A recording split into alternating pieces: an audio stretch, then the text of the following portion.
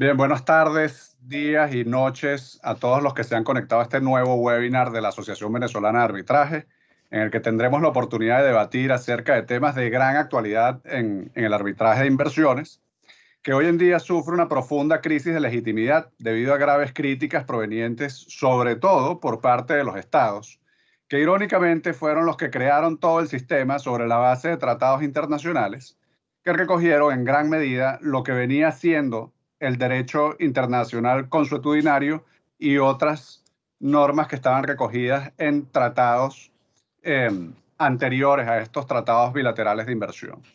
Recordemos que este sistema moderno de protección de inversiones tiene su fecha de nacimiento cuando en 1959 Alemania suscribió con Pakistán el primer tratado bilateral de inversiones para dar inicio a una amplia red de TBIs que hoy en día cuenta con 2.896 tratados suscritos, de los cuales 2.339 se encuentran en vigencia.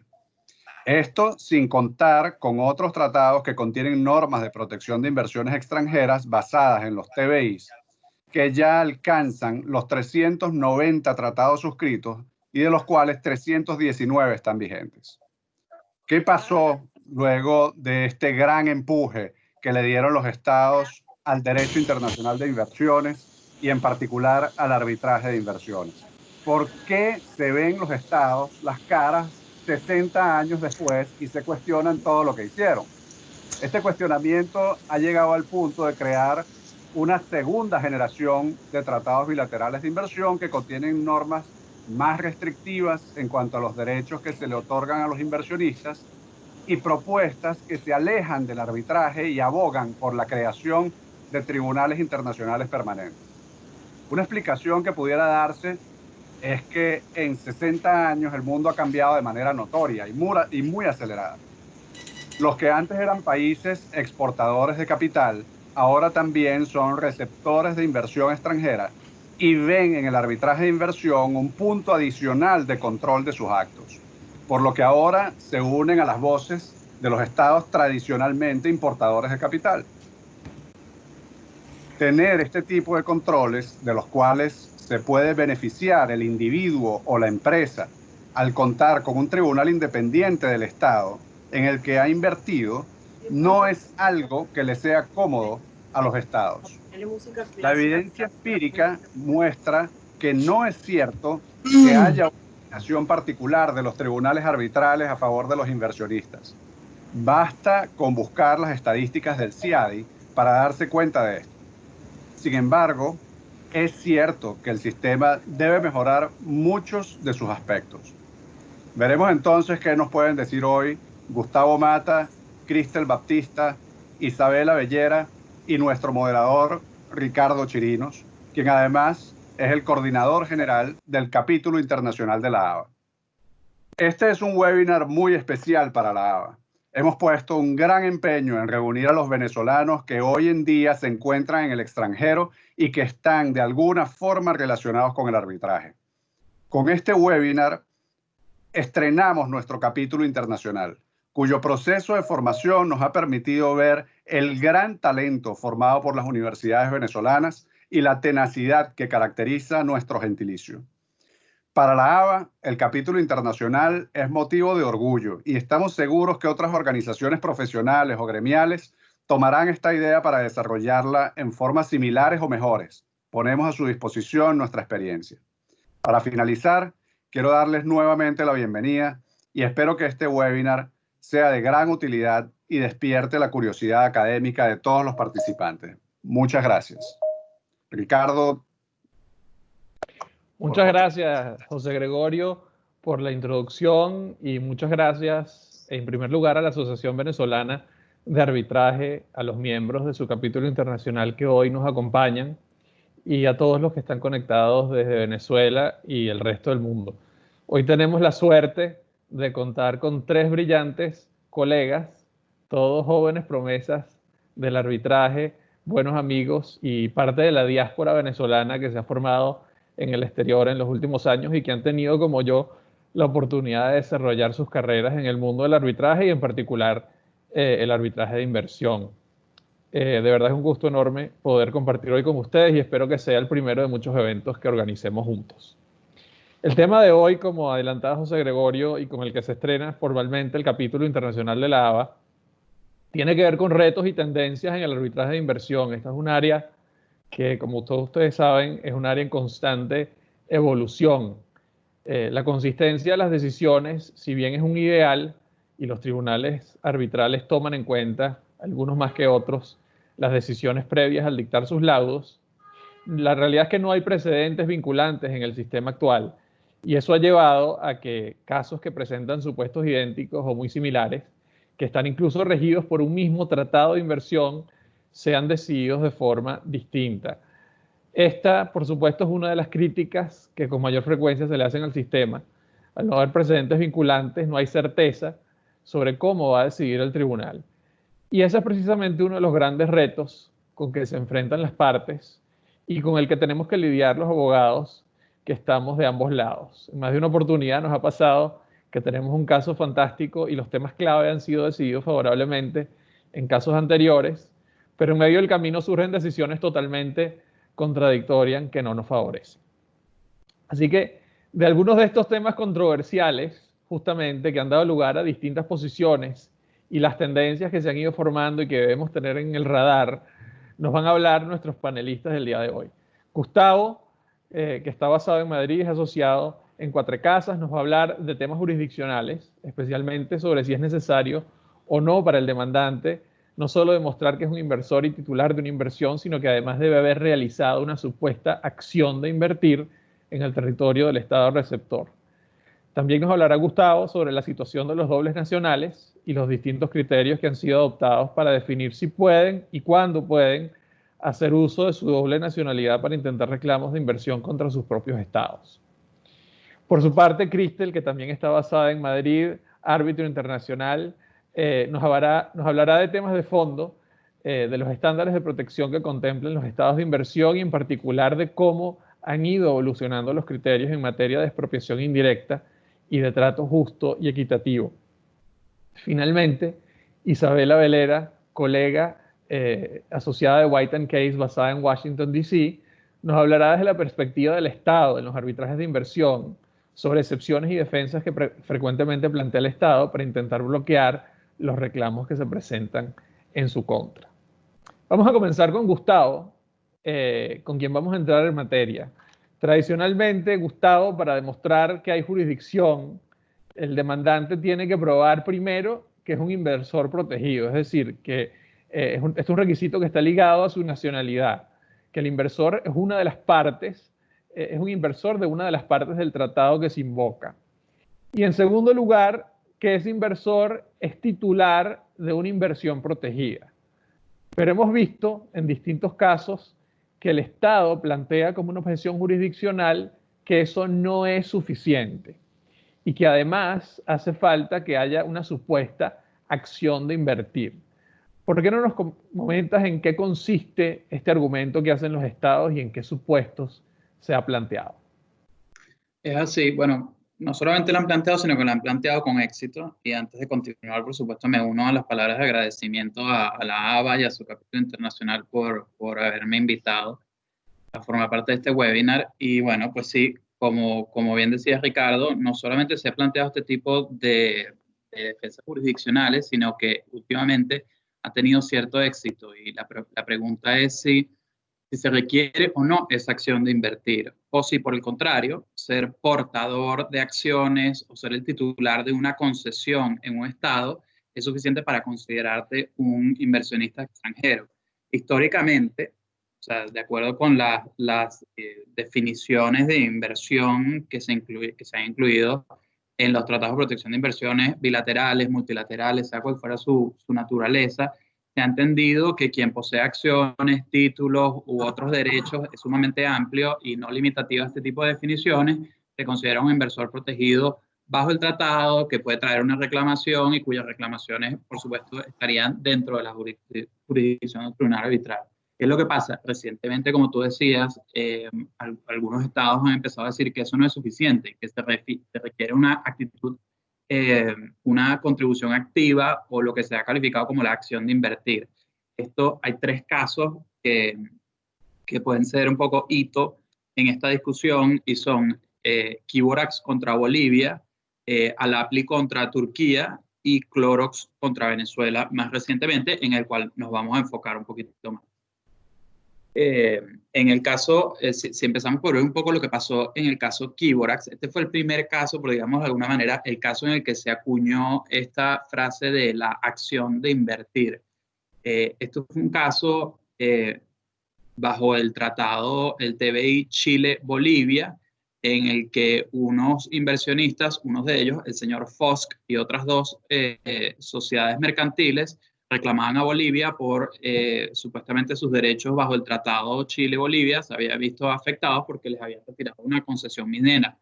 Entonces la pregunta era si el señor Fosk era un inversor protegido de acuerdo al artículo 25.1 del convenio CIADI. Y para los que no están en el mundo del arbitraje de inversiones, el artículo 25.1 del convenio CIADI es relevante porque el convenio requiere que no solamente se establezca la jurisdicción del tribunal bajo el Tratado de Protección de Inversiones, sino que además se debe satisfacer el criterio de jurisdicción del centro del CIADI bajo el artículo 25.1. Entonces, el señor Fosk decía que sí, que por supuesto que él era un inversor bajo el artículo 25.1 porque él era propietario de una acción en la sociedad boliviana.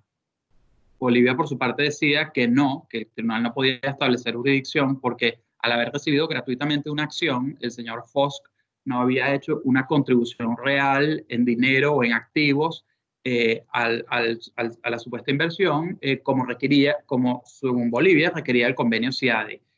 Bolivia decía que el convenio CIADI se tenía que interpretar de acuerdo con el test de Salini, que de nuevo, para los no avesados en el mundo del arbitraje de inversión, es una decisión, digamos que Salini es un laudo que ya puede estar cumpliendo 30 años, en el que fue una de las primeras oportunidades en las que un tribunal arbitral tuvo que definir cuál era el contenido de la palabra inversión bajo el convenio CIADI.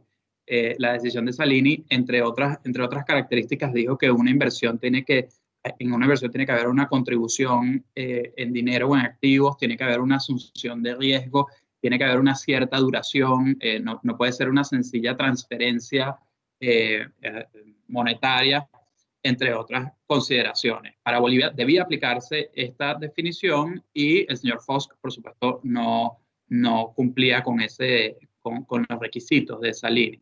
El tribunal estuvo de acuerdo con Bolivia y en 2012, en su decisión de jurisdicción, determinó que si bien una inversión puede materializarse jurídicamente en acciones u otros títulos, es decir, ese es el objeto de la inversión, la mera propiedad de la acción en sí misma no resultaba suficiente para probar una contribución en dinero o en especie.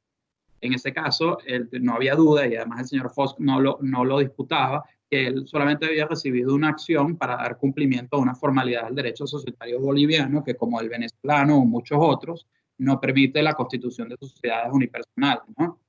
Entonces, se consideró que realmente, a pesar de que él era poseedor de acciones y que eso era suficiente para convertirlo en un inversor bajo el Tratado Chile-Bolivia, no lo era bajo el artículo 25.1, porque se requería una acción de invertir. Eso es lo que decía Bolivia. Sí. Para contextualizar un poco, Gustavo, el supuesto en el que se da esta objeción de los estados, y para aclarárselo a la audiencia, el supuesto entonces es siempre una adquisición de la inversión aguas arriba. Es decir, supongamos que hay una inversión en Bolivia, como en el caso que estás planteando de Quiborax, propiedad de un inversor, vamos a decir que el inversor es estadounidense, en una compañía boliviana, y que ese accionista en Estados Unidos le vende aguas, le transfiere aguas arriba a un nuevo accionista, pongamos que el accionista es español, acciones en esa compañía. Entonces, esa transacción nunca toca a Bolivia, y lo que persiguen los estados con esta objeción es decir, bueno, tendría que haber una acción que toque Bolivia para que yo, Bolivia, pueda entender que esta es una inversión protegida por uno de mis tratados de inversión. ¿Es eso correcto? De cierta forma, sí, sin duda alguna, y además también agrego que en tu ejemplo, que ese nuevo inversor español al que se le transfirieron las acciones, de alguna manera haya hecho una contribución económica para obtener la inversión. Y para eso es útil que veamos los otros dos casos de Alapli y Clorox, porque, por ejemplo, en el caso de Alapli, esa transacción que tú dices aguas arriba ocurrió, digámoslo, desde el comienzo. En este caso, se trata de en esencia, una compañía americana tenía unas plantas eléctricas en Turquía, pero estructuró su inversión a través de una filial en Holanda para valerse, entre otras cosas, de los beneficios del tratado. Entonces, la pregunta era si Alapli, esa sociedad holandesa, era un inversionista protegido bajo la Carta de Energía y el TBI Holanda-Turquía. Alapli decía que sí, porque de acuerdo con los tratados, lo que bastaba con que Alapli fuera societaria de los activos de generación eléctrica en Turquía. Por su parte, Turquía decía que no, porque Alapli era solamente la propietaria nominal de las acciones y no había hecho una inversión representada, como decíamos antes, por una contribución de capital o una asunción de riesgo. Todos estos son palabras directo de Salini, que fue el presidente que invocó Turquía. Turquía señalaba, por supuesto, que las contribuciones las había hecho una sociedad de Estados Unidos, cosa que Alapli no negaba. En ese caso, el tribunal declinó jurisdicción, en la mayoría del tribunal declinó jurisdicción. En ese caso, Brigitte Stern, una de las árbitros, tuvo un criterio distinto, pero William Park consideró en la decisión de jurisdicción del año 2012 que para ser considerado como un inversor, Alapli tenía que haber hecho efectivamente una inversión en el sentido de contribución activa y no la había hecho. Similar a este caso, otra decisión en la que William Park era el presidente del tribunal, en Standard Chartered Bank contra Tanzania, no lo mismo. En ese caso, el supuesto inversionista había recibido mediante una cesión unos préstamos que eran la supuesta inversión, y el tribunal denegó jurisdicción por considerar que la actitud pasiva del supuesto inversor no era suficiente para considerar que había una inversión bajo el tratado. Mismo caso, Ricardo, o parecido, el de Clorox España. Un poquito la matriz fáctica del caso es Clorox, empresa productora de petróleo, de cloros y otros productos de limpieza en Venezuela, era propiedad en un 100% de una compañía americana, y en el año 2011, por la razón que fuera, se decidió cambiar la estructura societaria de la inversión, de manera que la sociedad americana transfirió gratuitamente el 100% de las acciones a una sociedad española, y esa sociedad española, años después, en el año 2015, una vez que Clorox Venezuela fue expropiado por el gobierno venezolano, instauró una reclamación bajo el Tratado España-Venezuela. Entonces la pregunta era, ¿Clorox España era un inversor que había hecho una inversión en Venezuela? ¿Había Clorox España hecho esa acción de invertir en Venezuela? Pues Clorox decía que sí, porque desde 2011 Clorox España se había convertido en la propietaria del 100% de las acciones de la sociedad venezolana, lo cual satisfacía la definición de inversión del TBI Venezuela-España, pero Venezuela decía que no, porque al haber sido receptor de una cesión gratuita de acciones, la sociedad española no había hecho la acción de invertir, se había mantenido pasiva durante todo el proceso de supuesta inversión en Venezuela. Gustavo, pero en este caso que mencionas, sí, tiene una diferencia frente a los casos anteriores que comentabas, porque en este caso la objeción venía dada por el texto del propio tratado, y no es un caso CIADI en donde resulte por lo menos directamente aplicable el test de Salini. ¿Cómo fue tratado este punto por el tribunal? Y bueno, has mencionado también Salini un par de veces durante tu presentación. ¿En qué medida este es un criterio que sigue vigente? Vemos que algunos tribunales lo adoptan, pero ¿en qué medida realmente es el criterio dominante sobre esta materia y sobre la definición de inversión en particular en el contexto del arbitraje CIADI? Bueno, dos preguntas ahí. Comienzo por Salini.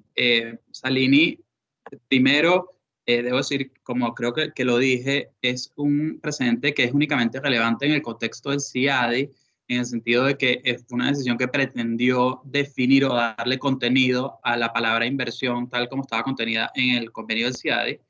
Y entonces no es relevante para este caso, y creo que esa es la diferencia a la que estás haciendo referencia, ya que el caso de Clorox era un caso uncitral administrado por la Corte Permanente de Arbitraje, que estaba completamente fuera del contexto del CIADI, y por lo tanto no había que interpretar el artículo 25.1. Entonces el tribunal, por supuesto que Venezuela planteó que esa línea era relevante, pero el tribunal dijo que no, que era totalmente irrelevante, pero igualmente dijo, o que yo creo conveniente decir, que no es lo mismo tener acciones como las tenía la sociedad española en Venezuela que invertir en acciones, y que la definición de inversión en el tratado España-Venezuela era clara en el sentido de exigir una supuesta acción de invertir por parte del inversor. Entonces la pregunta es, ¿de dónde sacó el tribunal de Clorox contra Venezuela esta supuesta existencia de la acción?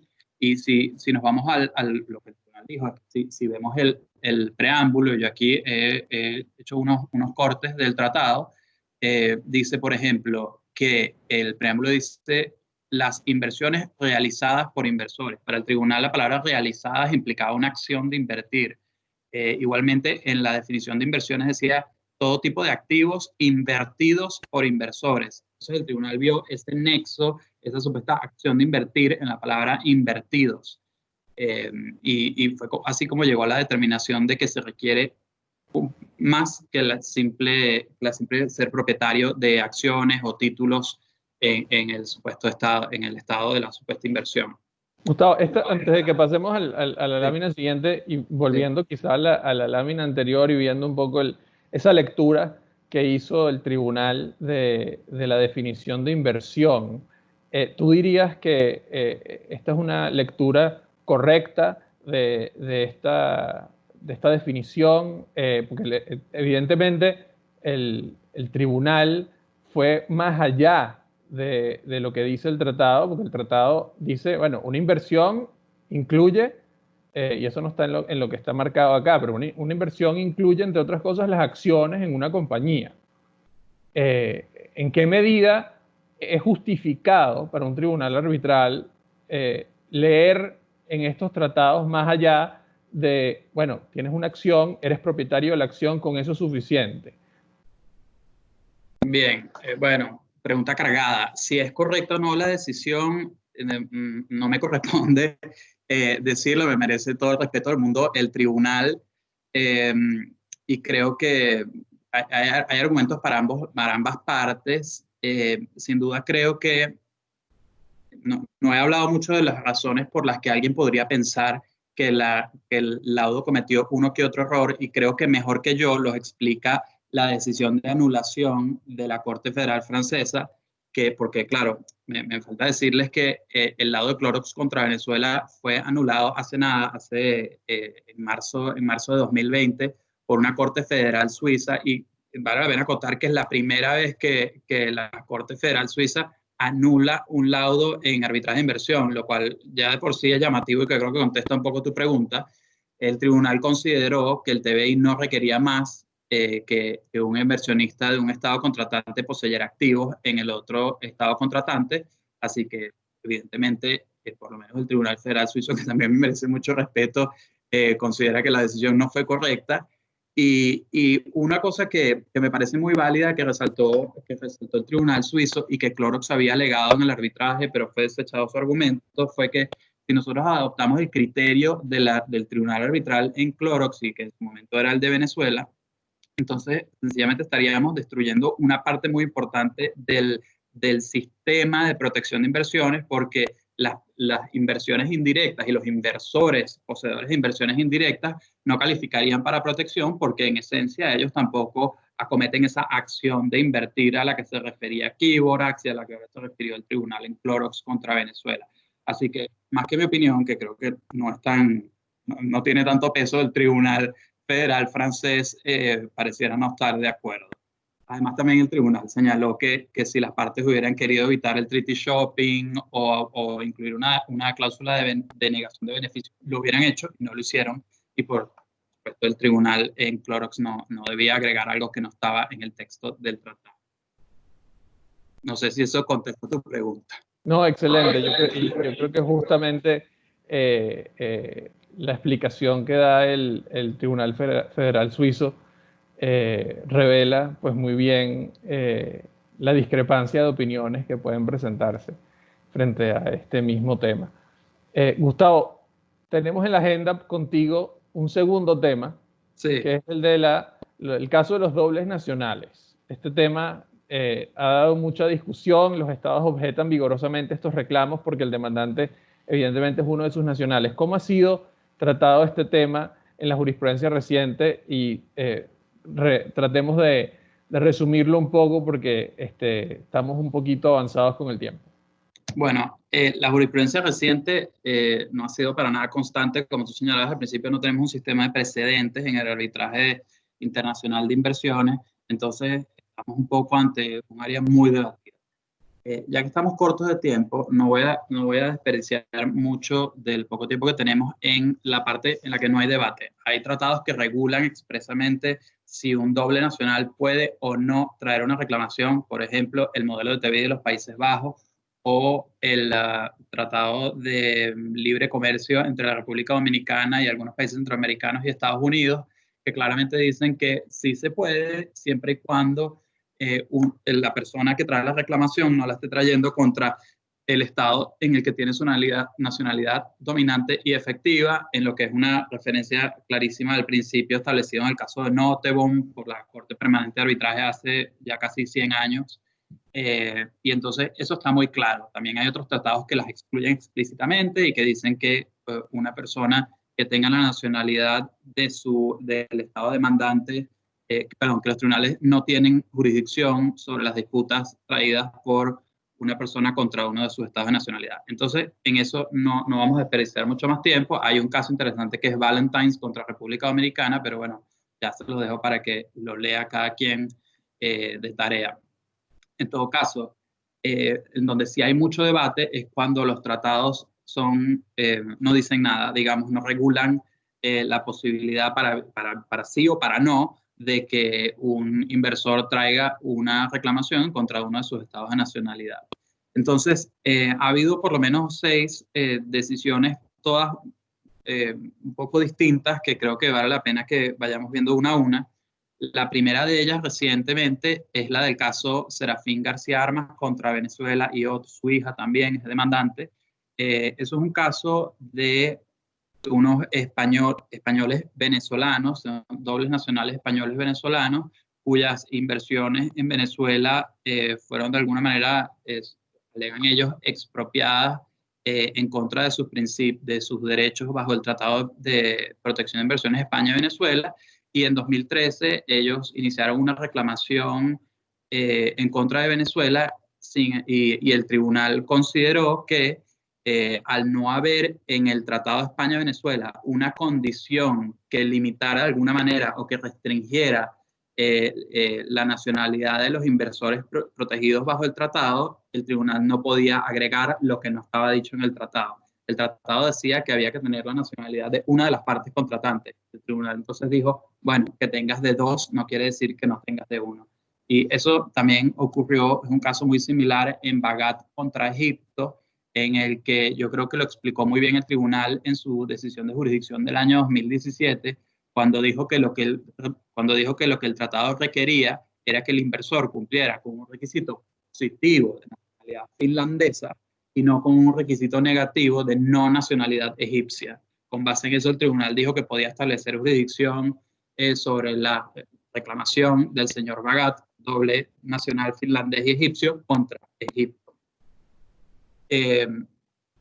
Después, claro, hay quienes creen que en general el sistema de protección de inversiones, como lo conocemos, no permite este tipo de reclamaciones de una persona natural contra uno de sus estados de nacionalidad. Y se basan para ello en el artículo 25 del convenio CIADI. Específicamente, el CIADI no permite las reclamaciones de dobles nacionales. Así de sencillo.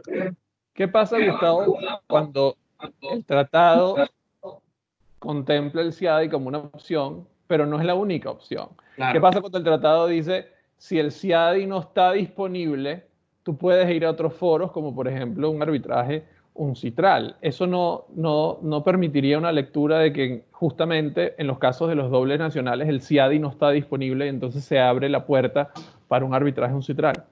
Sí, bueno, eso da justo en el clavo, porque de hecho los próximos dos casos que les quería comentar, que de hecho podemos pasar ya entonces de diapositiva, que son Daoud Rabat contra Mauricio y Himsen contra Venezuela, son dos casos en los que los tribunales dijeron, bueno, mira, el tratado no dice nada explícitamente sobre las reclamaciones dobles nacionales, pero el hecho de que ambos tratados, el de Alemania y Venezuela y el de Mauricio y Francia, en los respectivos casos, hayan referido las controversias a el CIADI, quiere decir que implícitamente los estados quisieron limitar o excluir las reclamaciones de dobles nacionales en contra de sus estados.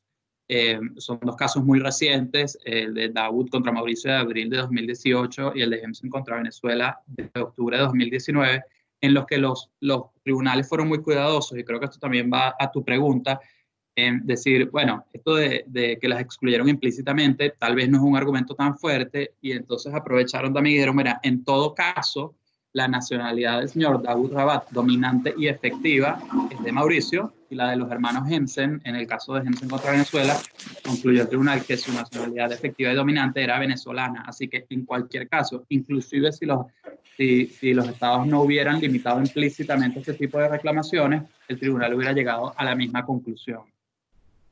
Esto también es lo que ocurrió en el caso de Manuel García Armas contra Venezuela. Estos son otros miembros de la familia García Armas que reclaman por los mismos hechos en contra de Venezuela, y esta es una decisión muy reciente de diciembre de 2019 en la que el tribunal dijo, mira, no existe una habilitación ni en el derecho internacional público ni en el tratado para que una persona intente una reclamación contra su propio estado de nacionalidad en el sistema de protección de inversiones. Segundo, el tratado hace referencia al CIADI, por lo cual se entiende que implícitamente este tipo de reclamaciones no caben. Y por último, igual que en los otros dos casos, el tribunal dijo, en todo caso, la nacionalidad efectiva y dominante de todos los familiares de García Armas que aparecen como demandantes era venezolana y no española. Que ver cómo hubiera sido el caso si desde un punto de vista fáctico el tribunal hubiera concluido otra cosa. Me hubiera gustado estar en la sala de deliberación y ver si igual hubieran apoyado tanto el argumento de que implícitamente el CIADI excluía este tipo de reclamaciones. En todo caso, inclusive más reciente, así que estamos bien on point con lo de tendencias y retos en el arbitraje de inversión, es la decisión de Pugachev contra Rusia. Pugachev era un cercano, hombre de negocios muy cercano a Putin, que cayó en desgracia con Putin y huyó de Rusia y obtuvo la nacionalidad francesa. Por supuesto, todos sus bienes, que creo que él por lo menos cuantificaba en 14 billones de dólares en Rusia, fueron expropiados, y él trajo una reclamación en contra de Rusia, invocando sus derechos bajo el tratado Francia-Rusia. La decisión no es pública todavía, pero ya se reporta que el tribunal decidió el 22 de junio, y el tribunal dijo tres cosas básicamente: que el tratado solo requiere que los inversores tengan nacionalidad francesa para calificar para la protección del tratado, y por lo tanto el señor Pugachev calificaba por ser francés. Que Rusia y Francia han prohibido explícitamente reclamaciones de ciudadanos con doble nacionalidad en otros TBIs. Por lo tanto, al haberlo excluido explícitamente en otros TBIs y no haberlo hecho en este tratado Francia-Rusia, el tribunal entendió que las permitía. Y por último, el tribunal consideró que agregar una distinción entre nacionales simples y dobles que no estaba en la letra del tratado impondría tanto a Francia como a Rusia una definición de inversionista que las partes nunca habían acordado. Entonces, finalmente el tribunal declinó jurisdicción, pero por otra razón que también tiene que ver con nacionalidad, pero con el momento y la temporalidad de la nacionalidad, a la que no es relevante para esta discusión, pero abre de nuevo otra vez el debate sobre si las reclamaciones de dobles nacionales son admisibles o no. Eso sí, hay que tener en cuenta que el tribunal en Pugachev no podía agarrarse de este argumento de la implícita exclusión por el CIADI, porque el TBI Francia-Rusia solamente preveía el arbitraje bajo las reglas de la Comisión de Derecho Mercantil de las Naciones Unidas. Entonces, sí, hay algunos casos todavía sobre dobles nacionales que están pendientes y bueno, ya veremos, será para un próximo webinar qué pasa con eso, pero bueno, parecería que hay tela para cortar. Excelente y muchísimas gracias, Gustavo, por ponernos al corriente con estos últimos casos, en particular el último que salió apenas hace unos días, así que muy actualizada tu presentación. Vamos ahora con Cristel. Cristel, tú nos vas a hablar ahora de retos y tendencias, pero enfocada en temas de fondo.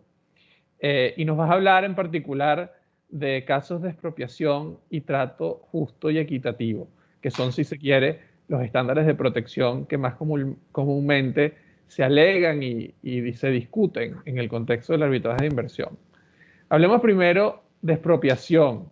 Pareciera que los estados se han sofisticado un poco en su modus operandi y que las expropiaciones directas vía decreto de expropiación, como las hemos visto en muchos casos, o donde se pone una bandera en la empresa que dice nacionalizado, no son tan frecuentes y que se ha dado paso a expropiaciones más de tipo indirecto o regulatorio. ¿Qué nos puedes decir sobre esto? Bueno, buenas tardes. Gracias, Ricardo, y gracias a la ABA por la invitación para formar parte de este primer seminario webinar del capítulo internacional. De verdad que es un verdadero placer compartir con ustedes algunas ideas sobre este tema, ¿no? Y efectivamente, como tú mencionabas, los estados se han sofisticado y ya no es tan frecuente ver las expropiaciones, bueno, que todos vimos en Aló Presidente en directo, ¿no? Sin embargo, eso no quita para que no siga habiendo casos de expropiaciones directas, ¿no? Todavía hay casos pendientes contra Venezuela y contra otros países en los que se alega expropiación directa, y por eso yo sí quisiera precisar, ¿no? Y diferenciar la expropiación directa de la expropiación indirecta. Voy a empezar con la expropiación directa. La expropiación directa o la expropiación como tal radica en que el Estado, en ejercicio de sus facultades soberanas, desposee a un inversor protegido por el tratado, privándole del control o de la titularidad de una inversión protegida. Esa desposesión implica que el inversor sufre una pérdida del uso y del disfrute sobre su inversión, ¿no? Y por supuesto hay que partir de la base de que el Estado tiene derecho a expropiar. Eso nadie lo duda, ¿no? Forma parte de su capacidad soberana el hecho de que pueda expropiar. Sin embargo, lo que protegen los tratados es que esa expropiación se haga de forma legal. Entonces, bueno, ¿cuáles son los requisitos para que esa expropiación sea considerada legal? Pues en primer lugar, que tenga un interés público. En segundo lugar, que no sea arbitraria o discriminatoria. Y en tercer lugar, que esté acompañada de una justa compensación. En algunos tratados se requiere también que se lleve a cabo de acuerdo con el debido procedimiento jurídico. Yo no sé si ustedes recuerdan el caso de Owens Illinois contra Venezuela, pero en ese caso, básicamente Chávez salió en Aló Presidente diciendo que expropiaban a Owens Illinois, ¿no? Y en ese caso, el tribunal arbitral entendió que la expropiación era ilegal por dos motivos. Primero, porque el tratado requería que la expropiación se llevara a cabo de acuerdo con el debido procedimiento. Y el tribunal, al analizar el decreto de expropiación, se dio cuenta de que en el decreto de expropiación como tal, porque Chávez salió en televisión diciendo que se expropiaba y al día siguiente se emitió un decreto de expropiación y luego se ocuparon las plantas que Owens Illinois tenía en Varela y ahora no me acuerdo, en Trujillo creo. Básicamente el tribunal lo que encontró fue que en el decreto de expropiación no se identificaban de forma clara los bienes objeto de la expropiación. Y eso consideró que era una violación de una garantía básica del debido proceso exigido por el derecho internacional. Porque si tú no sabes qué fue lo que te expropiaron, pues básicamente no puedes defenderte frente a la expropiación, ¿no? Además, el tribunal encontró que en ese caso no había habido una justa compensación, porque el procedimiento de la ley expropiatoria, la ley CUPS, había tardado más de 4 años y todavía estaba en una fase en la que no habían dictado una resolución. Con lo cual, en ese caso, a pesar de que no hubo, encontró el tribunal arbitral, discriminación o arbitrariedad y que existía un interés público porque el Estado alegaba que el desarrollo endógeno y la seguridad alimentaria del Estado estaban en juego, la expropiación fue catalogada como una expropiación ilegal. Ahora, centrándome más un poco, que antes me decías acerca de la expropiación indirecta, Ricardo, los casos de expropiación indirecta son un poco diferentes y son más frecuentes en la actualidad. Los estados no están dispuestos a atraer la atención mediática y a dar una sensación de inseguridad jurídica saliendo públicamente a decir que están expropiando, ¿no? Y entonces ahora lo hacen de una forma un poco más sofisticada, un poco más indirecta en el sentido de que las medidas se caracterizan porque el Estado efectivamente interfiere, por lo general mediante medidas legislativas de carácter general, que resultan en la destrucción o en la erosión significativa de los bienes del inversor, pero sin que éste se vea directamente desposeído de su propiedad, ¿no? ¿Qué tipo de supuestos, Cristel, vemos en estos casos? ¿Cuál es el patrón fáctico que vemos que se repite o que es común a estos casos de expropiación indirecta, en particular en los casos más recientes? Mira, en los casos más frecuentes, o sea, a ver, hay que tener cuidado con las generalizaciones, ¿no? Yo tampoco quisiera decir, mira, todas las expropiaciones indirectas son así, pero sí es cierto que en los casos más recientes lo que ha ocurrido es una serie de normas legislativas que contienen una regulación que de por sí no es expropiatoria, pero que tiene ese efecto, ¿no? Y por ejemplo, en el caso de España, no sé si están familiarizados, pero España tiene hoy en día más de 50 casos por un valor aproximado de 7.000 millones de dólares, ¿no? Y lo que sucedió aquí fue que en el 2007 se pasó no sé si Gustavo quiere decir algo. Creo que no. Perdón, es que vi que se movía y dije, a lo mejor... Ok, bueno, en el 2007 se pasó un Real Decreto promocionando la inversión en proyectos de energías renovables en España, ¿no? El Estado quería asegurarse de que el Estado fuera puntero en el sector de las energías renovables y para ello otorgó una serie de paquetes de préstamos y de incentivos fiscales para la inversión en esos sectores.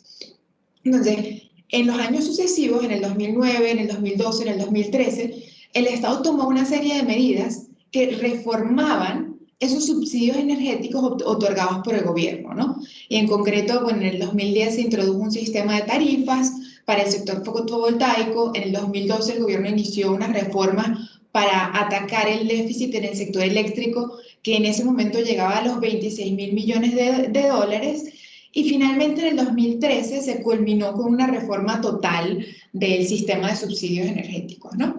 Entonces, esto ha dado pie a que muchos de los inversores que vinieron atraídos por las medidas dictadas en el 2007 aleguen, o sea, hayan traído reclamaciones contra el Estado basadas en los tratados bilaterales firmados por España, alegando que aunque las medidas de por sí no eran expropiatorias, el efecto que han tenido efectivamente ha sido ese, ¿no?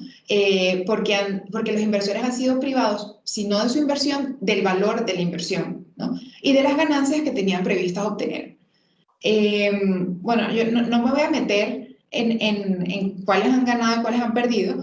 Lo que sí les puedo decir es que este argumento en particular, en el caso de España, parece que ha evolucionado, ¿no? Un poco hacia la alegación de trato injusto e inequitativo y no tanto hacia la alegación de expropiación indirecta. Pero lo cierto es que inicialmente muchos de los inversores vieron estas medidas como una expropiación indirecta. Estos casos, Cristel, o de estos patrones fácticos que tú mencionas, surge una pregunta clave, que es hasta dónde puede llegar el poder regulatorio del Estado para que se considere legítimo bajo el derecho internacional y no sea considerado expropiatorio. ¿Qué visión tienes sobre este punto en particular? Sí, sí, efectivamente. O sea, yo creo que hay que tener muy claro, ¿no? Que el Estado tiene derecho a regular y que tiene derecho a buscar y obtener objetivos legítimos de protección pública, ¿no? Y que eso puede hacerse a través de todos los medios que tiene el Estado, pues a través de medidas administrativas, a través de medidas parlamentarias o a través de medidas dictadas directamente por el Ejecutivo, ¿no? La cuestión está cuando esas medidas causan o no un perjuicio al inversor, ¿no? Y yo creo que aquí hay que tener claro, ¿no? Bueno, primero que los poderes normativos del Estado no son una carta blanca en el derecho internacional público y que pueden efectivamente ser mal usados, ¿no? Entonces yo creo que hay que distinguir un poco, ¿no?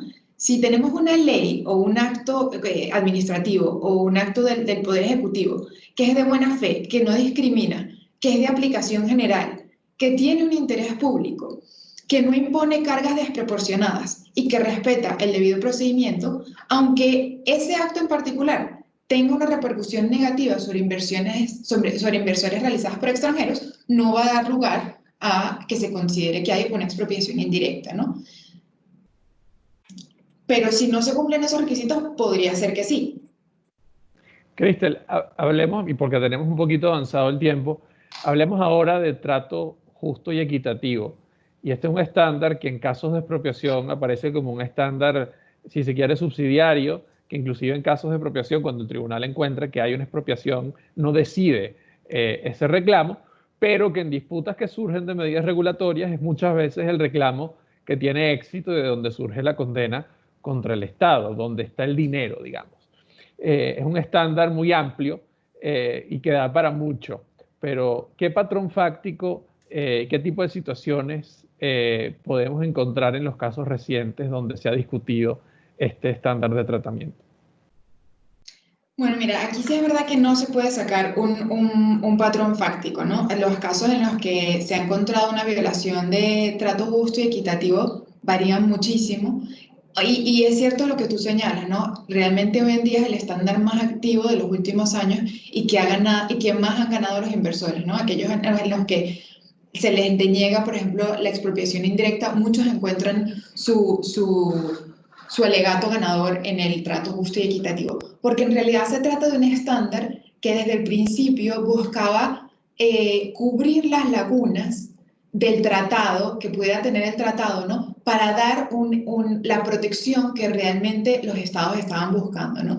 Y en general es una cláusula de buena fe, ¿no? Como principio fundamental que llena esas lagunas del tratado. Entonces, en general podemos decir que hay hechos que han dado lugar a alegaciones de trato injusto e inequitativo en situaciones en las que ha habido discriminación, arbitrariedad, violación de las legítimas expectativas, denegación de justicia por los tribunales ordinarios, falta de transparencia y hostigamiento o coerción de algún tipo de los inversores, ¿no? Y aquí, si quieren, les puedo contar un caso en el que participé recientemente, que es Glencore contra Colombia, en el que efectivamente el tribunal encontró una violación de trato justo y equitativo, ¿no? En este caso, Glencore es una minera que tiene en Colombia una subsidiaria que se encarga de la extracción de carbón, ¿no?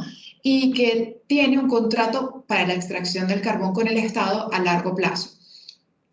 Ese contrato sufrió distintos cambios o novaciones, por así decirlo, y en un determinado momento el inversor vio que ellos estarían dispuestos a hacer una inversión mayor de la que tenían comprometida con el Estado a cambio de una variación en el régimen de las regalías que establecía el contrato. Y entonces le propuso al Estado realizar una novación. Se llevó a cabo esa novación, no sin cierto debate dentro del Estado y que, bueno, lo firmaron primero, luego se echaron para atrás, finalmente se firmó y fue definitiva. Pero una vez que se firmó y fue definitiva, la Contraloría, ¿no? Que en Colombia es el ente encargado del buen uso de los fondos del Estado, inició una investigación que encontró que el acuerdo era lesivo para el Estado y por lo tanto condenó tanto a Glencore como a varios funcionarios del Estado involucrados en la toma de la decisión de la renovación del contrato, los condenó por haber incurrido en una responsabilidad fiscal y les ordenó pagar $20 millones al Estado.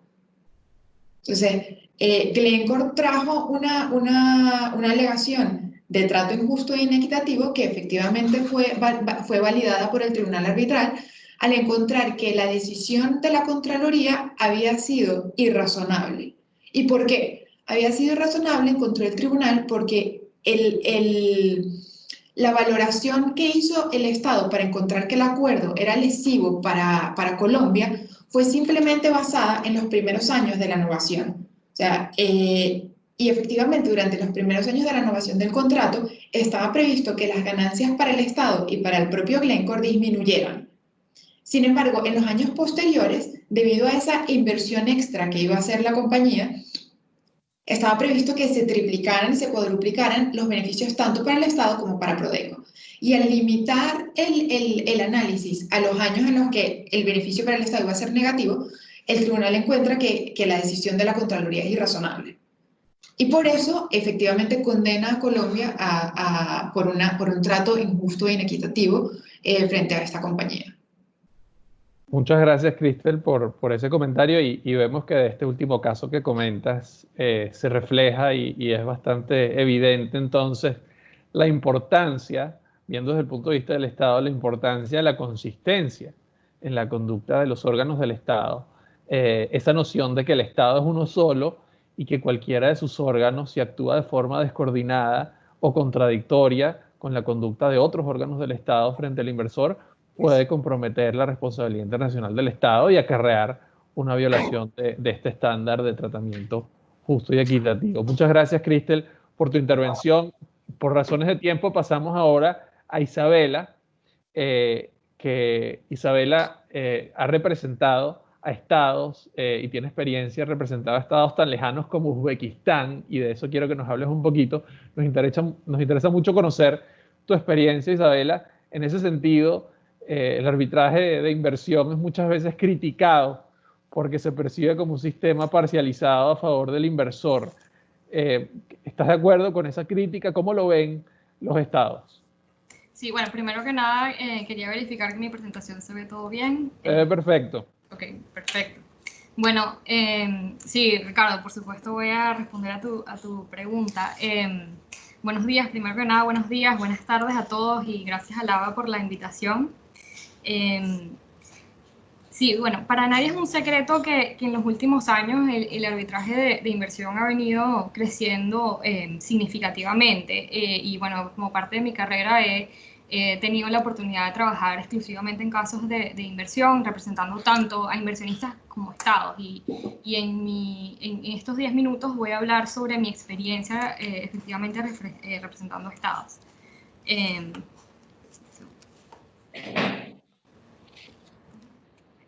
Sí, acá vemos cómo en esta gráfica, cómo en los años 90 teníamos alrededor de 10 casos anuales, no más de eso. Y en los últimos 3 años hemos tenido un promedio de 75 casos anuales. Este crecimiento ha sido la razón por la cual el arbitraje de inversión sencillamente no ha escapado de controversia. Y esto no es exclusivo de Venezuela, de Bolivia, de Ecuador.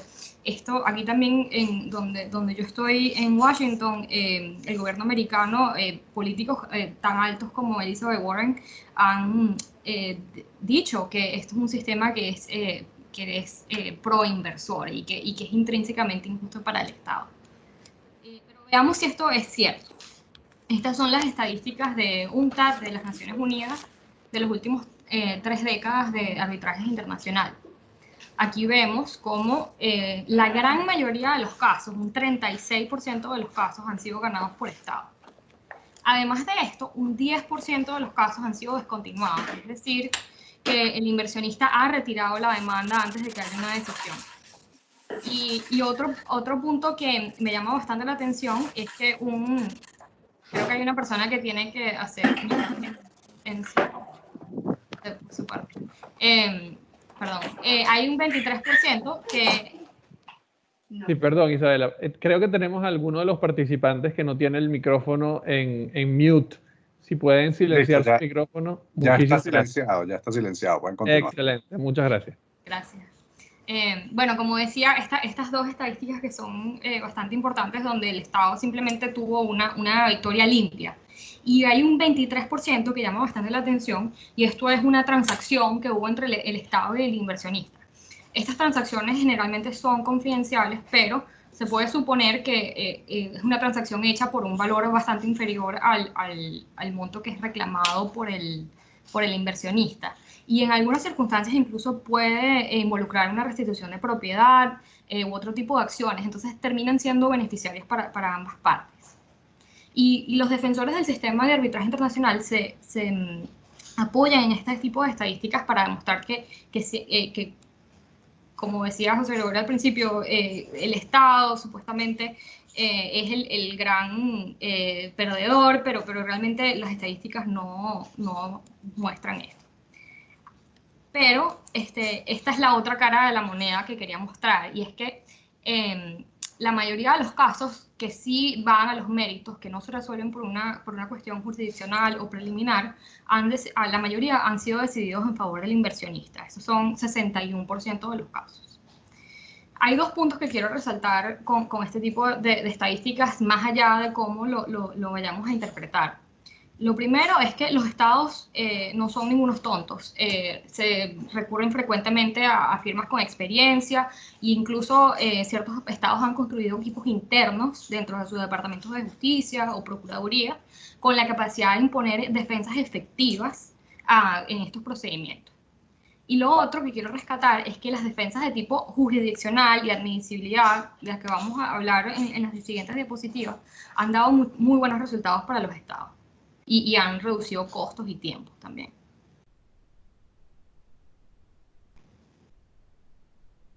Y son tres ¿me oyen bien, no? Sí, te oímos perfecto, Isabel. Son tres las defensas a las que vamos a discutir hoy brevemente. El primero son excepciones y reservas. Luego tenemos la defensa de necesidad y la defensa de corrupción. Y yo he elegido estas tres porque me parece que van a estar bastante en boga por reclamos que salgan a raíz de la situación actual del COVID-19. Primero tenemos las excepciones y reservas, que son cada vez más utilizadas en los tratados. Podemos ver que en algunos de los tratados que se suscribieron en los años 90, se limitaban a hacer una lista de los derechos que tenían los inversionistas, y quizás la capacidad regulatoria del Estado estaba un poco en duda o no existían límites. Y a medida que los estados han evolucionado en su capacidad de negociar o renegociar este tipo de tratados, cada vez más se han incluido este tipo de cláusulas para excluir sectores o para permitir medidas que son necesarias para cumplir ciertos objetivos. Y vemos excepciones para seguridad esencial, excepciones para la protección del orden público, la protección de la vida humana, ambiental y vegetal. Y también sectores específicos, por ejemplo, en algunos tratados se excluye medidas de tipo tributario. Acá vemos dos ejemplos. Un primer ejemplo del TBI de Estados Unidos y Argentina, y también el TBI entre Perú y Singapur, que como vemos en la parte resaltada, limita las medidas para la protección de derechos de seguridad esencial o la protección de la salud. Y como vemos en la situación actual, donde estados han declarado estados de emergencia nacional, muy probablemente vayan a recurrir a este tipo de cláusulas en el evento de que haya algún tipo de reclamo para justificar su capacidad regulatoria. Isabela, en beneficio de la audiencia, ¿por qué no nos explicas un momento en qué medida los estados solo pueden argumentar este tipo de excepciones cuando existe una cláusula expresa en el tratado? ¿Hay alguna norma en el derecho internacional general que le permita al Estado invocar alguna de estas excepciones que estás mencionando? Sí, bueno, estas cláusulas de excepciones hay que aclarar que son particulares del tratado. Hay que ver el tratado primero para ver si existe o no, porque la verdad es que no son comunes para nada. Pero existe también defensas, y vamos a hablar a continuación sobre la defensa de necesidad, que están basadas en el derecho consuetudinario y no necesitan estar codificadas como tal en un tratado como tal. Si existe en el tratado, perfecto para el Estado, pero si no, también hay algún tipo de otro tipo de defensa que vamos a hablar a continuación. La defensa de necesidad es una de estas defensas. También existe la fuerza mayor, la coacción, pero la razón por la que me enfoco en necesidad y no en estas otras es porque en el caso de la necesidad no estamos hablando, como en la fuerza mayor, de una acción involuntaria coerciva, sino que estamos hablando de una acción voluntaria del Estado. ¿Y qué es lo que pasa con la necesidad?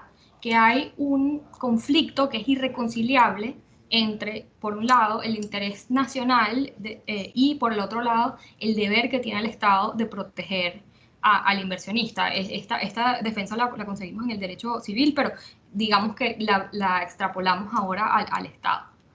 Y el derecho internacional consuetudinario, como dijimos, la prevé, está reconocida en los artículos de responsabilidad del Estado por hechos internacionalmente ilícitos y ha sido desarrollada ampliamente por los tribunales de inversión. Y a manera bastante general, porque esto ha sido un punto muy controversial, podemos decir que las interpretaciones que han dado los tribunales es que esto es una medida que tiene que ser la única opción disponible para el Estado. El interés que se salvaguarda es grave e inminente, no puede menoscabar seriamente un interés esencial del otro Estado o la comunidad internacional. En este caso, el otro Estado es el Estado de donde viene, del origen del inversor, y el Estado, este es bastante clave, no puede haber contribuido a esta situación de necesidad. Isabela, esta es una defensa que le ha resultado cuesta arriba a los Estados en distintos casos y en particular Argentina. Y ahí vemos una lista que nos presentas en tu próxima diapositiva de la cantidad de casos en donde la defensa de necesidad ha sido invocada en casos que involucran a Argentina. ¿Por qué ha sido tan complicado? ¿Cuál es el reto para los estados a la hora de argumentar esta defensa? Sí, claro, y voy a acá me salto a esta diapositiva antes de hablar de Argentina como tal. Es que, Ricardo, en este caso la carga de la prueba es muy alta para demostrar si realmente existe necesidad o no. Y ha sido catalogada como una defensa de carácter excepcional. En el caso de Argentina en particular, donde la defensa de necesidad se planteó por la situación de la crisis financiera del 2002-2003, los inversionistas, Argentina, ante tantos reclamos, y aquí es donde la situación de necesidad y las excepciones se conectan. Argentina argumentó el artículo 11 del TBI de Estados Unidos en Argentina por los casos que se originaron de inversionistas estadounidenses, argumentó esa excepción y aparte la defensa de necesidad. Y es bastante interesante porque la interpretación que se le dio a ese artículo es que esa situación de emergencia o de seguridad esencial era, como dice en inglés, non-self-judging.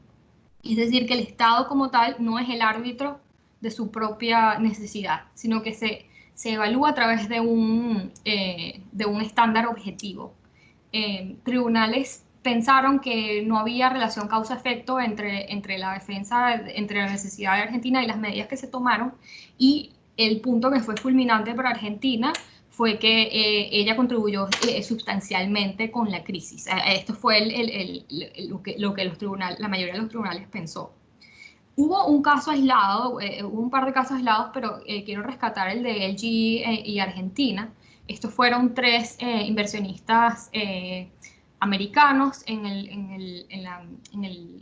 la industria del gas, donde ellos hicieron una inversión durante la época de privatización de Argentina y cuando se pasa la ley de emergencia se afecta los ingresos de estos inversionistas. Y lo que ocurrió aquí fue que, bueno, Argentina presenta la defensa de necesidad, pero el tribunal, aun cuando la reconoce de una manera limitada. Y la reconoce por un tiempo limitado, que es cuando se dictan las primeras medidas de congelación de fondos y controles de cambio, cuando existía realmente como dice el tribunal, el más alto nivel de desorden público, pero esa situación de necesidad, en la visión del tribunal, termina con la elección del presidente Kirchner. Entonces vemos que aun cuando en casos aislados donde fue reconocido de una manera muy limitada. Isabela, creo que es importante para poner en contexto esta defensa, el hecho de que no es esencial ni es determinante que el Estado haya declarado una emergencia o que haya dictado una ley de emergencia para que la defensa pueda prosperar bajo el derecho internacional. ¿Nos puedes un poco comentar sobre la experiencia en los casos de Argentina y en los distintos casos donde se ha tocado este tema? Sí, claro. Bueno, en el caso de Argentina hubo una ley de emergencia como tal, entonces fue evidencia extra de la situación, pero este tipo de defensa, digamos, no requiere de una ley de emergencia como tal. Generalmente cuando un Estado presenta una defensa de esta, tiene que tener la mejor calidad de experto económico que puede. Yo recuerdo que en los casos de Argentina tenía premio Nobel de Economía para presentar ese tipo de defensa. Entonces realmente no es una situación... digamos que la ley como tal automáticamente no crea una necesidad y la ausencia de la ley no evita que un Estado presente la situación. Pero en la situación actual, ¿perdón?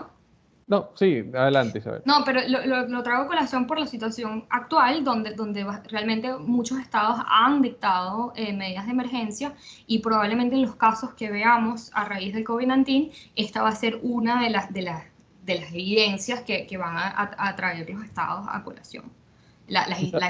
Sí. Isabela, una última pregunta sobre necesidad antes de que pasemos a tu último punto. Y es,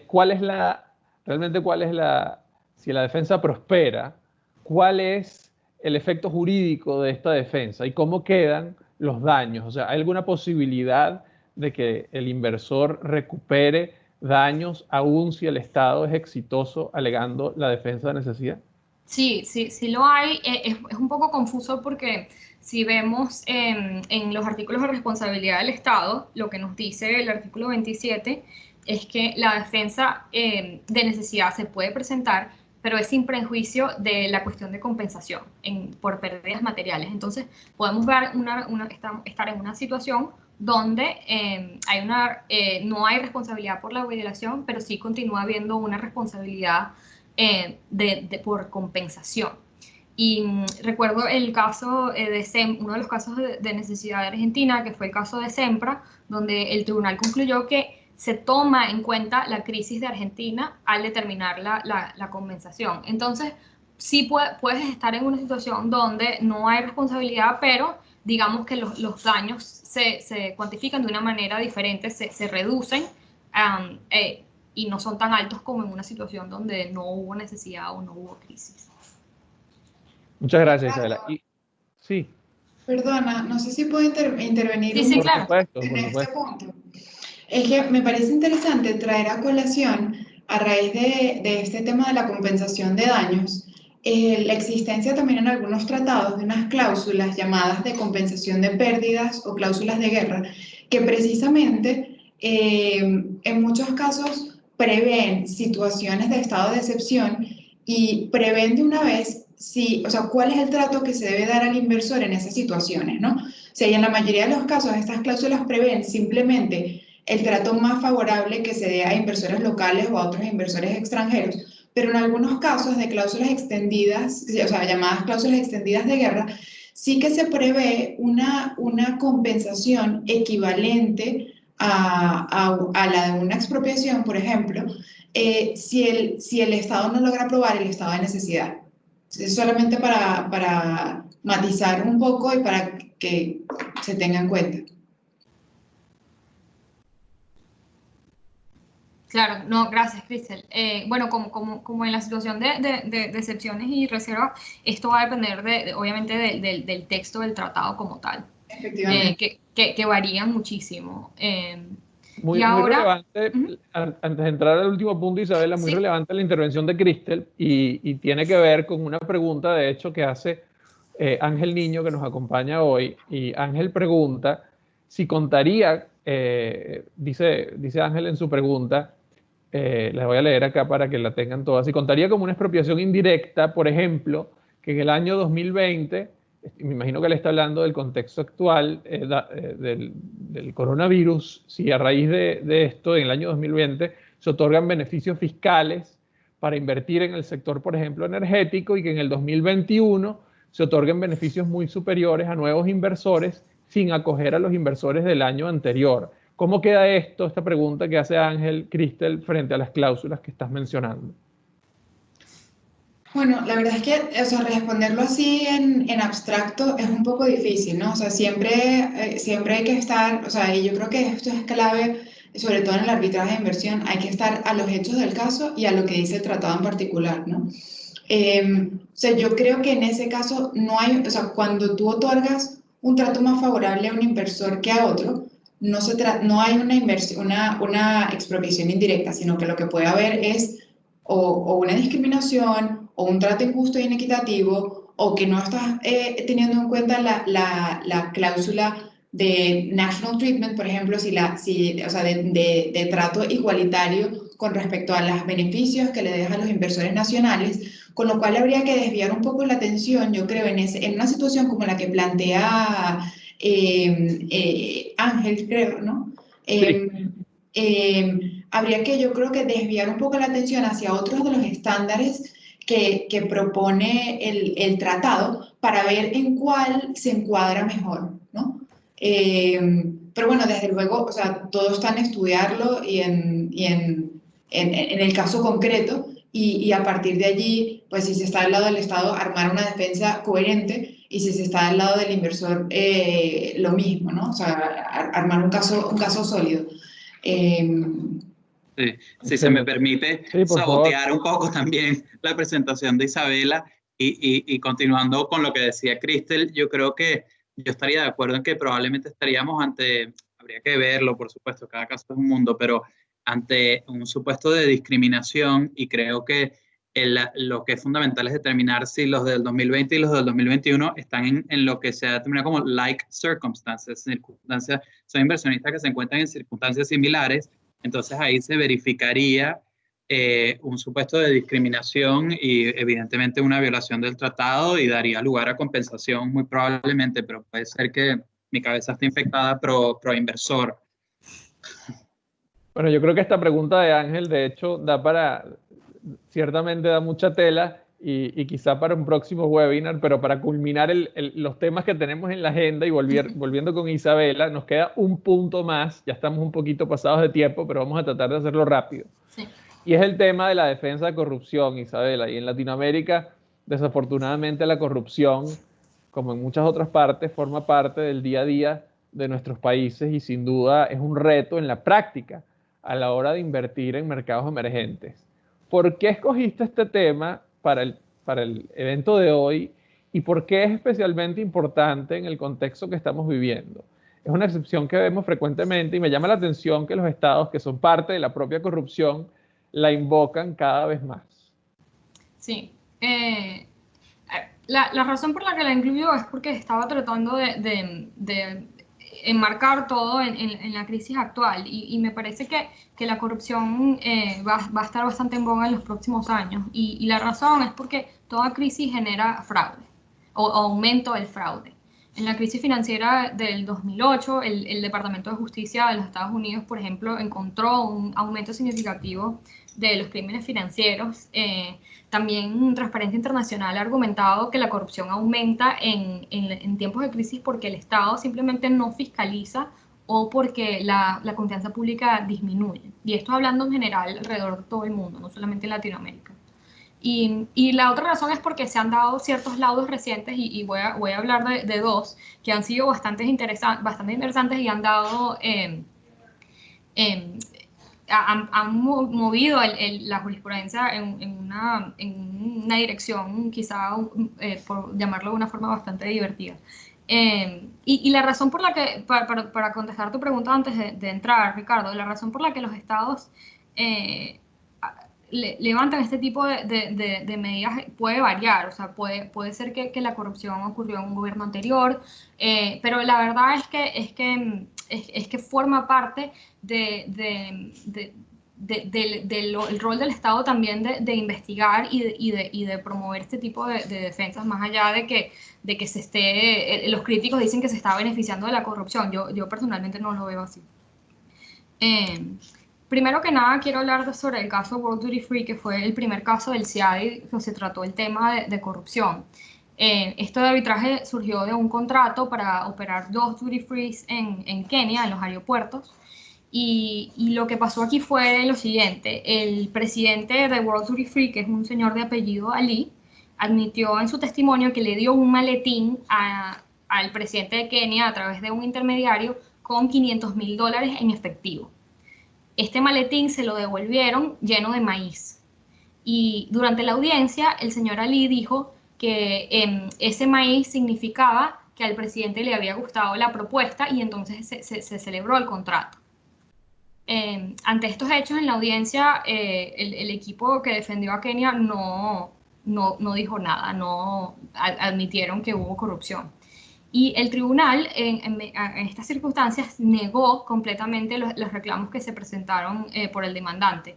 Dijo que en este procedimiento, por razones de orden público, no se podían presentar este tipo de reclamos. Entonces fue un resultado bastante severo al lograr comprobar que hubo este pago. Han habido otras situaciones, como en el caso de Aspetrol de Azerbaiyán, donde por el solo hecho de corrupción haberse alegado y haberse probado durante el procedimiento, promovió a que el inversionista retirara la demanda. Entonces, una defensa con bastante fuerza. También, en mi caso, que en Winning Case, que representamos a Uzbekistán, hemos exitosamente presentado varias defensas de corrupción, como fue en el caso de Metaltech, que se decidió en el año 2013.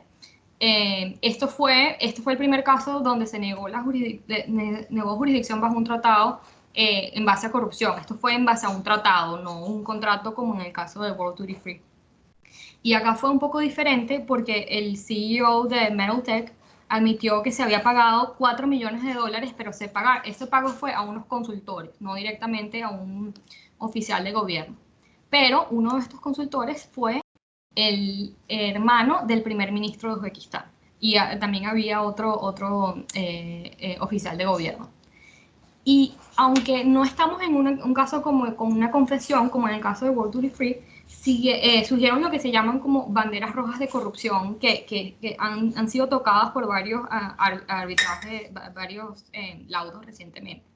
Y estas son las banderas de corrupción que generalmente cuando se están probando este tipo de pagos se involucran consultores o intermediarios. Y estas son el tipo de características que se argumentan o que se buscan para poder lograr si hay fraude o no.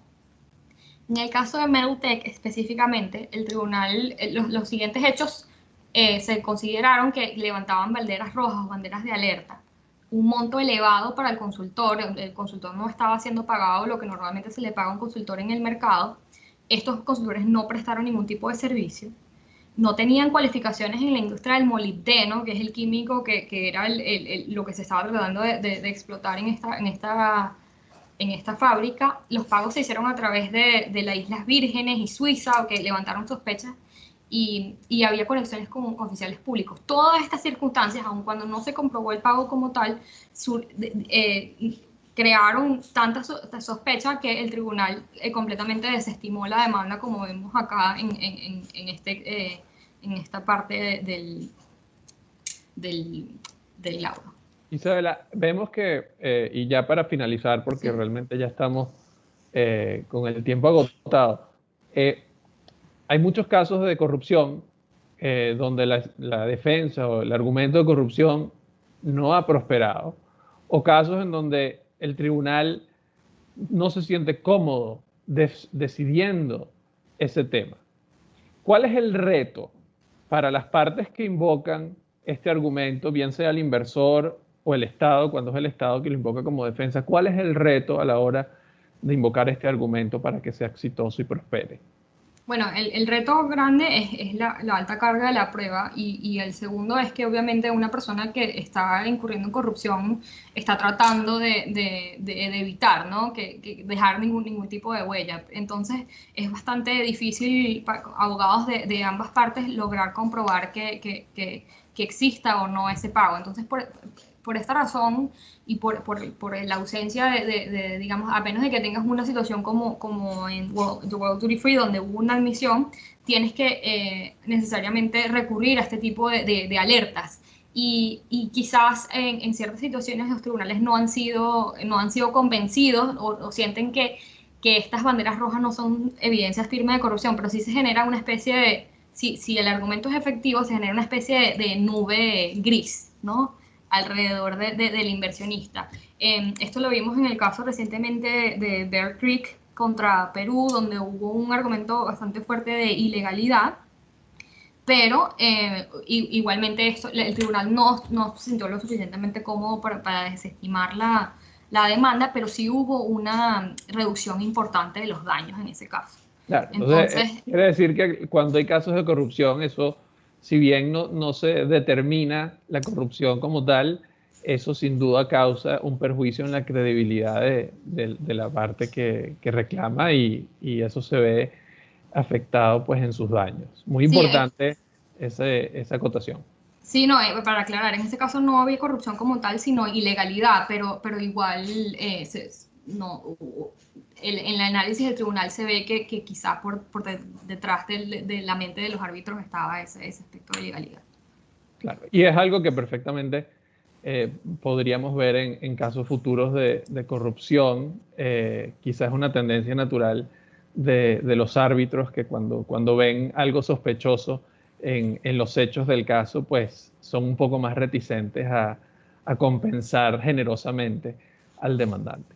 Bueno, desafortunadamente hemos llegado al final de este evento virtual, el primer evento virtual del capítulo internacional de la ABA, y nos tenemos que despedir. Quiero agradecerle de nuevo a Cristel, a Isabela y a Gustavo por acompañarnos hoy, y a todos ustedes que siguen conectados. Los invito a los que están fuera de Venezuela a sumarse al capítulo internacional de la ABA, y a todos los participantes a que estén atentos a los próximos eventos de la ABA, incluyendo el 6º Congreso Venezolano de Arbitraje, que este año se celebrará de forma virtual entre el 20 y el 21 de julio.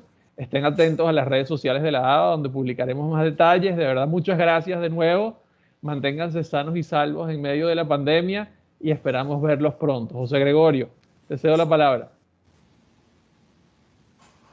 Muchas gracias, Ricardo. Gracias, Gustavo, Cristel, Isabela. De verdad que muy satisfecho por sus exposiciones, todas de una excelente calidad, una gran actualidad, con un aporte muy útil además para todos los que se dedican al tema de arbitraje de inversión.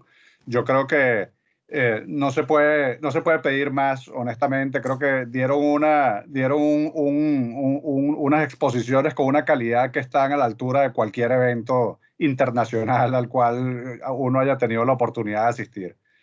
Le agradezco también a Ricardo que haya recordado la posibilidad de unirse al capítulo internacional de la ABA. Eso no es algo que está cerrado. La ABA está siempre recibiendo nuevas solicitudes de membresía, y la idea es captar a todos los abogados que estén viviendo fuera de Venezuela en este nuevo club, este nuevo network, para que todos sepamos dónde están, qué hacen, y podamos intercambiar ideas, experiencias, conocimientos. Yo creo que es algo que vale la pena, e insisto mucho en que es un proyecto en el que la ABA ha puesto un gran empeño para que salga bien, y creo que esto es un primer buen paso para ir en esa dirección. Bueno, yo con esto agradezco nuevamente a los participantes también por haberse unido. Hemos de verdad disfrutado mucho estas interesantes exposiciones, y con esto doy clausura a este primer webinar del capítulo internacional, ya 5º webinar de la Asociación Venezolana de Arbitraje. Estén pendientes, como dijo Ricardo, de nuestras redes sociales. Estaremos publicando pronto el programa para nuestro 6º Congreso Venezolano de Arbitraje Nacional e Internacional. Esto va a ser distribuido, no como siempre, cuando lo hacemos de manera presencial, se hace en un solo día, y ese mismo día también hacemos la Asamblea General Anual de la ABA. En esta oportunidad, los 5 paneles van a estar distribuidos en 2 días, y posteriormente vamos a estar compartiendo algunos eventos con asociaciones amigas, uno con la Asociación Venezolana de Derecho Administrativo y otro con el capítulo venezolano del Club Español del Arbitraje para finalizar esa semana con nuestra Asamblea General Anual, que eso será solo para los miembros de la ABA. Y bueno, yo creo que podríamos con esto estar estrenando en julio la primera semana del arbitraje de Caracas. Muchas gracias y estamos todos a la orden para cualquier información. Muchísimas gracias a todos. Un placer. Gracias, hasta luego. Gracias. Luego.